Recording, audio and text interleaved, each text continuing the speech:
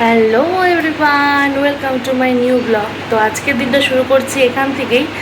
আর আজকে ঘুম থেকে উঠে সব কাজকর্ম শেষ, এখনই দেখছো একদম রেডি সেডি হয়ে গেছি। রেডি সেডি হওয়ার একটাই কারণ, একটা জায়গাতে ঘুরতে যাব, মানে নিমন্ত্রণ আছে, ওখানে শিব পূজা হয়। আর আজকে তো শ্রাবণ মাসের তৃতীয় সপ্তাহ, তো বাড়িতেও জল টল ঢালা সব কমপ্লিট। তো এখন যাব। আর আজকের ব্লগটা কিন্তু এখান থেকেই শুরু হচ্ছে। আশা করি তোমাদের খুব ভালো লাগবে, দেখতে থাকো। চলো তাহলে বের হওয়া যাক। আমাদের ঘরের পুজো দেওয়া হয়ে গেছে, পুজো দিয়ে রেডি হয়েছি। এখন এই যে প্রসাদটা নামিয়ে নিই, তারপরে বার হব। তো সবাই একবার করে বলো, হর হর মহাদেব।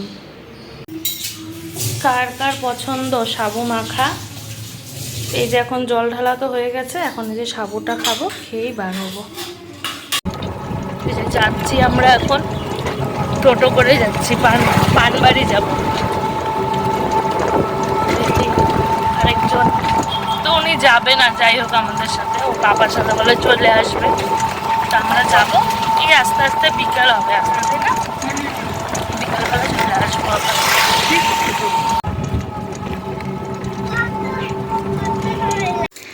আমরা যাওয়ার পথে এত সুন্দর পরিবেশ, কি বলবো, খুব ভালো লাগছিল। আর টোটো করে যাচ্ছিলাম, এত রোদ ছিল কিন্তু এত সুন্দর হাওয়া মারছিল, খুব ভালো লাগছিল।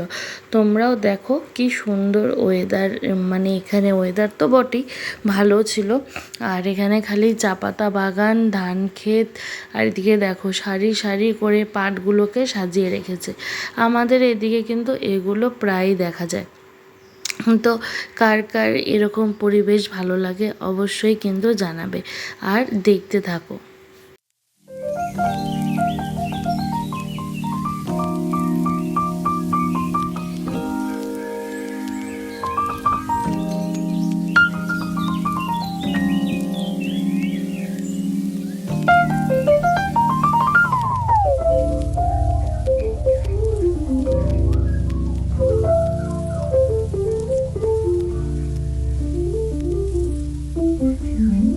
এই যে এখন আমরা চলে আসছি। তো যেহেতু আমরা চিনতাম না যে সঠিক লোকেশনটা, তো সবাইকে জিজ্ঞাসা করে করে করে আসছি। আর দিদিভাই ওখানে আসছে অনেক ছোটোবেলায়, তো মানে অনেক বছর পর এখানে আসলো। তো এদিকে দেখো, এদিকে প্যান্ডেলও হচ্ছে। ওরা মেয়ে থাকবে না বলে পাপার সাথে চলে যাবে। সবে পুজো দেখো, কতগুলো মিষ্টি দিয়েছে খেতে। এতগুলো মিষ্টি এখন খেতেই পারি না। আগে ছোটোবেলায় খেয়েছি, কিন্তু এখন খেলে না খুব গাগুলোতে থাকে। তো মানে প্রথমবার এসেছি, তো ওর জন্য বলছে না খেতেই হবে খেতেই হবে, এরকম একটা ব্যাপার আর কি।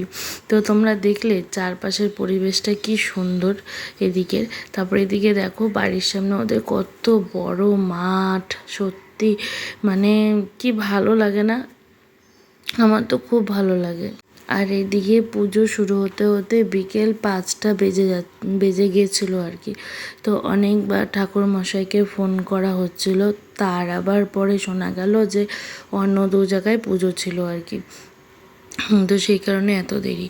তো তারপরে এই যে 5টার সময় আর কি পুজোতে বসেছে। আর এই পুজো শেষ হতে তো অনেক রাত হবে, কিন্তু আমরা তো অতক্ষণ থাকতে পারবো না, যেহেতু জানোই যে হিয়া আর শ্রেয়া দুজনেই বাইরে আছে আর কি, বাড়িতে আছে আর কি। তো চলে যাব আর কি, এই সন্ধ্যার দিকে চলে যাব।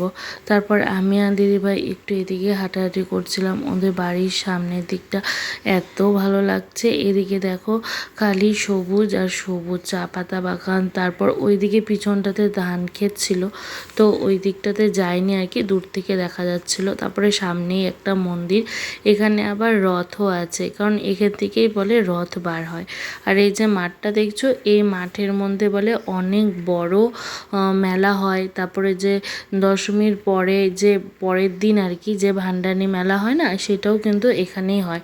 আর এখানে এই মন্দিরটাও আছে, তো আমরা জানতাম না, দেখছিলাম আর কি দূর থেকে মন্দিরটা। তারপরে এইবারে যে পিসা আছে, সেই পিসা আমাদেরকে নিয়ে গেল এই মন্দিরে। তো এটা হচ্ছে মা ভান্ডানির মন্দির। তো এখানে কিন্তু দশমীর পরের দিন অনেক বড় করে পুজো হয়, মেলা হয়, আবার এখানে বলে কীর্তনও হয়, 7 দিন ধরে কীর্তন থাকে। তো আগেও এসেছিলাম ভান্ডানি মন্দিরে, এটাতে না, তো আমাদের ময়নাগুড়িতে যেখানে হয় আর কি বড় ভান্ডানি, সেখানে গিয়েছিলাম। তারপর এদিকে দেখো পুজো চলছে আর কি, যজ্ঞ হবে, যজ্ঞের সব ঠিকঠাক করা। এখনই আসলাম বাড়িতে এসে আগে ফ্রেশ হলাম। এখন যে একটু চা খাবো, চা খেয়ে একটু মেয়েকে পড়তে বসাবো, কালকে পরীক্ষা আছে অঙ্ক। তো এই আর কি, তো চা না খেলে এখন একদম ভালো লাগবে না, তো চাটা আগে খেয়ে নিই। এসে ফ্রেশ হয়ে তখন তো চাটা খেয়েছি, খেয়ে মেয়েকে পড়ানো কমপ্লিট করে তারপরে প্রসাদ খেয়েছিলাম। পিসা নিয়ে এসেছিলো, আমরা তো প্রসাদ নিয়ে আসতে পারিনি কারণ তখন পুজোই শেষ হয়নি আর কি। তো পিসা নিয়ে এসেছিলো প্রসাদ, সেই প্রসাদ খেলাম, খেয়ে এখন দিব ঘুম। তো বন্ধুরা, আজকের ভিডিও এই পর্যন্তই, দেখা হবে আবার নতুন একটা ভিডিওতে। টাটা সবাইকে।